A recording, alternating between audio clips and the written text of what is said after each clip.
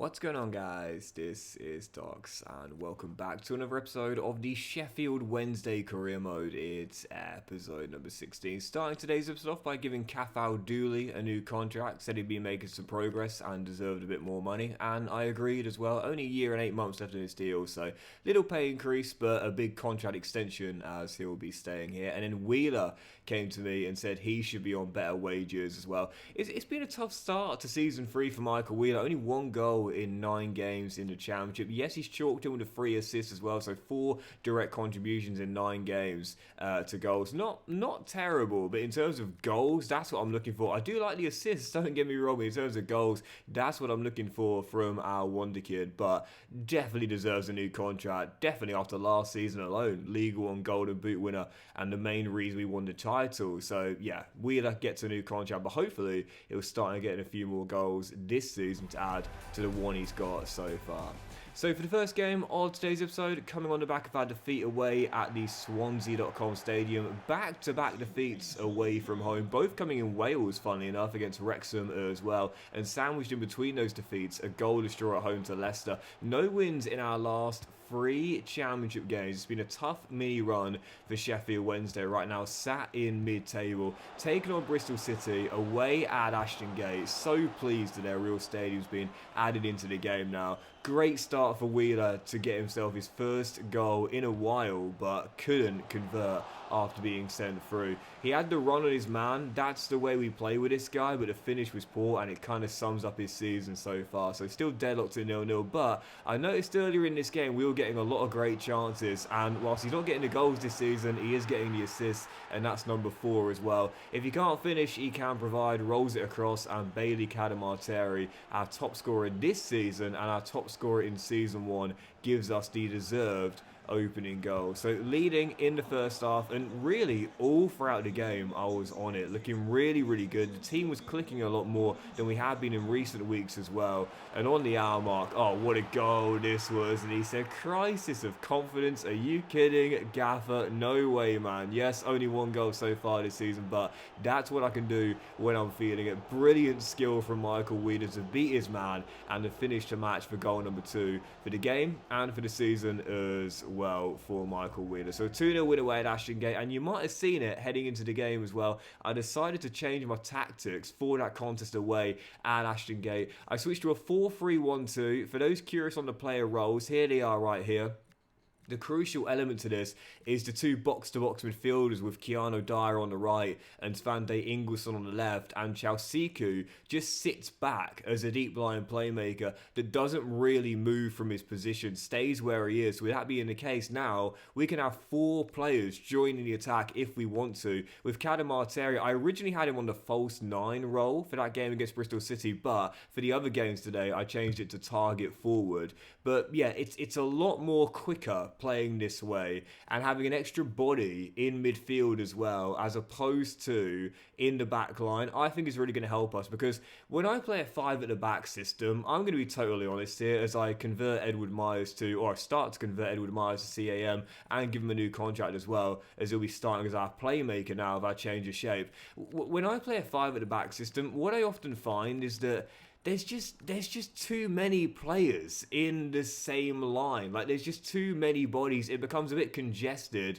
and ironically, it can sometimes lead to more space for attackers going forward, as I'm trying to space them out a little bit more and not able to keep everyone in what is their kind of designated position, if we will, if we're playing more zonal. So it's to me, it's one of those where it sounds kind of counterintuitive, but I actually find there's more space for attackers when I'm playing a 5 at the back as opposed to a 4 at the back, where every centre-half, 8 centre-halves, just say, from the 2 have their own designated role on the left or the right, as opposed to having one in the middle that sometimes switches from left to right and sometimes gets pulled out of position each side and doesn't really plug a gap. So yeah, I actually think personally for me, 5 at the back systems, they don't really work for me. I will be honest, I'm a bit old school. I do like my 4 at the back system, so switching to this 4-3-1-2 I think is going to help us a lot more, both ironically defensively as well as offensively, which has been our main problem this season as well. And speaking of which, I don't want to say he's back, but it definitely feels like it. Following game,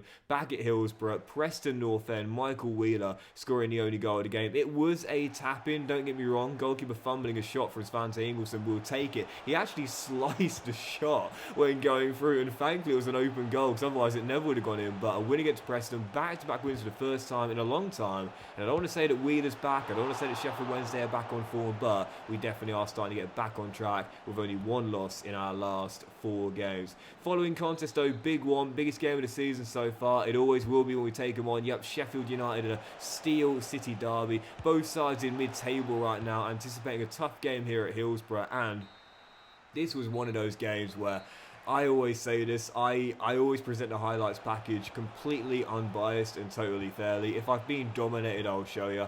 I was hanging on for the entire game, and if it wasn't for Piers Charles making a couple of big saves and Dyer O'Connor getting a shot off the line, I definitely would have lost this game. I was clinging on for dear life in the final few seconds, and thankfully we just about survived until the final whistle. So yeah, it was a really, really tough game, this one. And like I said just a moment ago there, I actually believe that switching to a 4 at the back system is going to be better for me defensively than a 5 at the back system. Sometimes when there's just too many people in one area, it becomes a bit too congested and I kind of lose my cohesion and organisation a little bit more. Whereas with clear defined roles with fewer people, it seems to favour me more. So yeah, I know it sounds really counterintuitive, but genuinely, if you're struggling to defend at times, I know it's natural to think, well, just throw another player back. But sometimes that can actually be more detrimental when it comes to a collision of space and a lack of cohesion and a breakdown in organisation. So yeah, I'll take the 0-0 draw there against Sheffield United. Back-to-back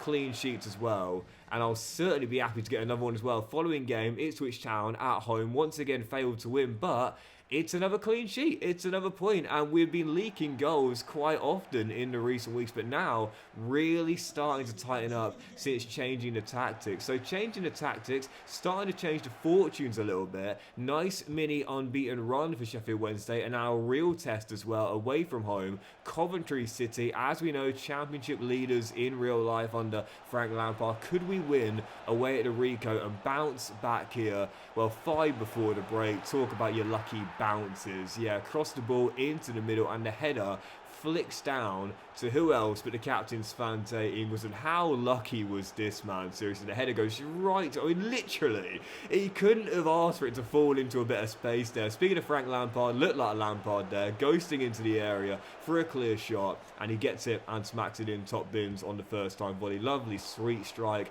by the Swede. Sheffield Wednesday in front, and then just before the hour mark, yeah, he started to feel himself, he started to warm up. He was ice cold at the start of the season, but now he's starting to heat up. Yeah, Wheeler gets goal number 4 for the campaign and 3 in this mini run. Belts in our second with half an hour to go. We are 2-0 up away at the Rico, and Coventry looking as though they would have a big loss here at home to the Owls. They would unfortunately ruin my clean sheet streak with the final kick of the game. Thomas Asante bends one into the top corner, so we'll get a consolation, but thankfully nothing more than that. Sheffield Wednesday back to winning ways, and the unbeaten run extended to 6. So really good streak here from the Owls, but as I always say, you have to keep it going. Form is just so overpowered in career modes. When you do go on an unbeaten or a winning run, you have to keep it going for as long as possible. You have to keep on extending it, because 2 or 3 games in a row without a win, and believe me, you are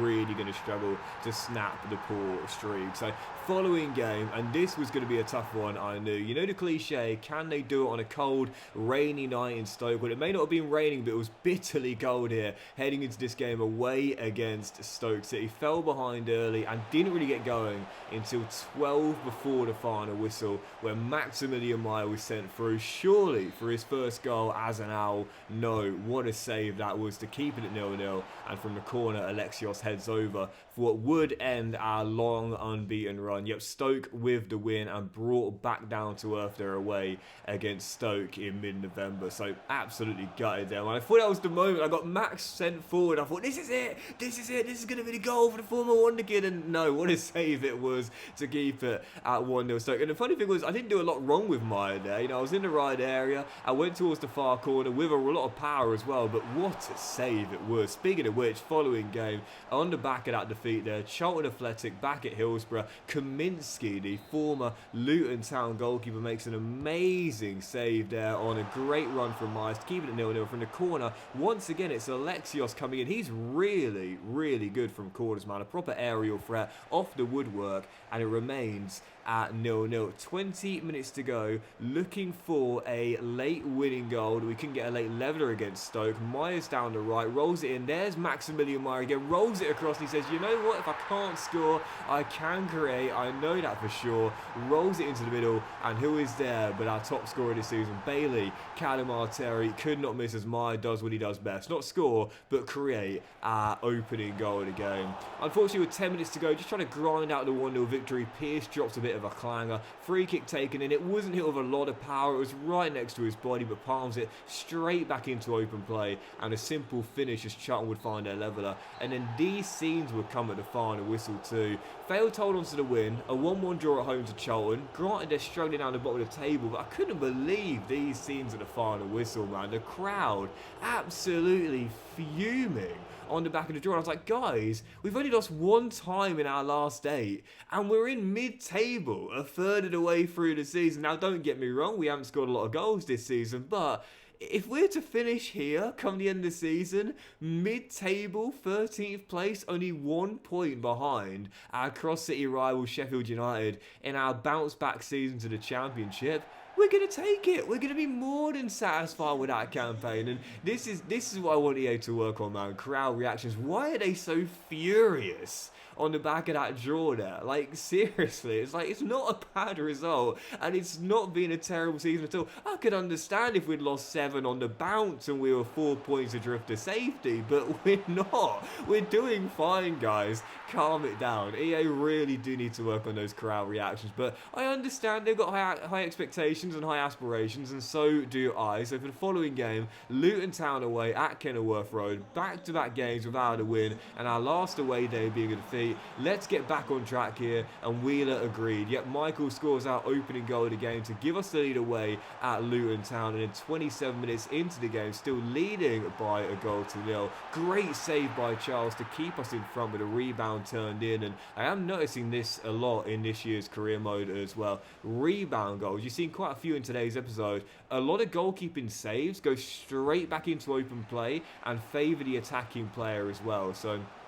that's something to keep your eyes on this year, man. Always make sure you're following in your shots, because so often they'll come back to you as an attacker running in. With half an hour to go, still tied at 1-1. He bags his first brace of the season, and you'd love to see it as well. Scored the opener in the first half, and there were 28 minutes to go, possibly the winner as well. It was a lovely team goal from the Owls too. You know, I struggle to play team football at times in career mode nowadays since the change of the mechanics, but that was a wonderful hold up there from Keanu Dyer. Rolls it across into Michael Wheeler, and a great finish to bag his brace and give us the win as well. And there certainly weren't going to be any boos from the away end at Kenilworth Road on the back of the bounce back win there. So back to winning ways, 2-1. Following game, goal destroy the QPR at Hillsborough. But like I said before, man, this is fine. Okay, only 1 win in our last 4 in the Championship, but right now, sat in mid-table, I'm more than okay with the occasional draw at home against whoever this season.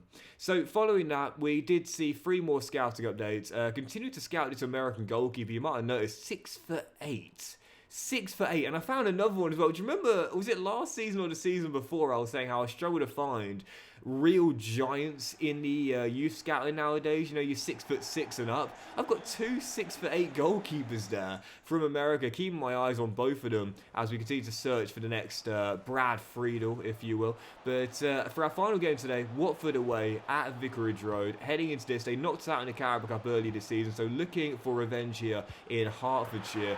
Oh, Pearce. We dropped a clanger against Charlton, and he should have saved that one as well. He's been asking for more money. He is on more money, and he's still not satisfied. And I think no matter what we do with Piers Charles, he'll never be happy. But I wasn't happy with him there. Should have saved that shot, got nothing on it. Watford would take the lead, but then 20 minutes in, the Hornets giving the ball away. Cadamarteri rolls on, nice hold up, rolls it across, and yeah, he's definitely back to his best now. 3 goals in his last 2 games. He took a while to get going, but now Michael is definitely back at the wheel. Bangs one in, makes it 1-1, and we do have our leveller away at Vicarage Road. So yeah, I guess sometimes players just need a little extra incentive to get going. He was struggling to start the season, maybe he was feeling undervalued. We showed him how much we value with a big contract extension, and now he is definitely proving it. So back on level terms, Wheeler with another, and in a minute before the break, still tied at 1-1. What a chip this is to beat Piers Charles. Should have saved the first shot, nothing you could do about the second. As I've said, chips nowadays are so hard to execute for you, but the AI seem to always get it right. That was a wonderful goal there. And Watford would restore the lead right before the break. Nothing going on in the second half until the final attack of the game. Roman Buckley goes down the left-hand side, finds Max Meyer across the dikes off the bench, and Chalsiku's effort brilliantly pushed away by Selvig to keep it at 2-1 Watford. And I love these scenes as well on the back of the save too. Sometimes they're a little bit too exaggerated, but that was more than deserved, I would say. What a save that was. It was destined for the top corner, pushed behind for a corner itself with the final attack of the game, sent Piers Charles forward to take the corner now that we can't put our goalkeepers in the box in the final seconds when chasing a leveller, but unfortunately Watford would defend it and hold on for the 3 points. So a loss away at Vicarage Road is how we'll end today's episode off, and a poor midi run from Sheffield Wednesday. Things were going well since we changed the tactics, and I wouldn't say we've been found out, but a pretty poor streak, only 1 win in our last 5 games, and unfortunately going from just inside the top half of the table to now back into the bottom half and firmly in mid-table. Having said that, 4 games away from the halfway stage, with Ipswich and Norwich the top 2 right now, and the playoffs being Stoke, Swansea, West Ham and Watford as well. If you would have offered 13th place to me at the start of the season, I definitely would have taken it. That's where we are right now with 27 points on the board, and the fact of the matter is this: right now we are closer to the playoffs than we are to relegation, 14 clear of the Borough. Bigger picture, I would have been satisfied with this at the start of the season, so I'm still satisfied with it now. But that'll do it for today's episode of the Sheffield Wednesday Career, guys. Big thank you for watching. If you enjoyed it, if you had, then please drop a like. Much love to you all. Have a fantastic day, and I'll see you for the next episode with the January transfer window opening, the FA Cup 3rd round, and more big games in the league as well very soon.